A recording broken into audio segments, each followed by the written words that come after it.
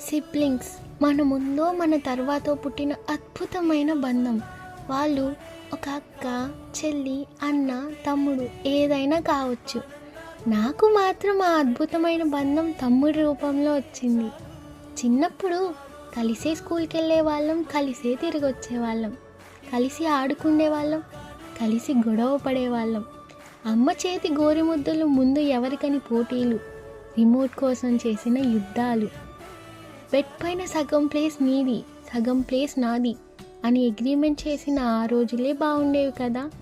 కానీ ఇప్పుడు ఏ సెలవులకు, ఏ పండగలకు స్కెడ్యూల్ చేసుకొని మరీ కలిసే రోజులు వచ్చాయి.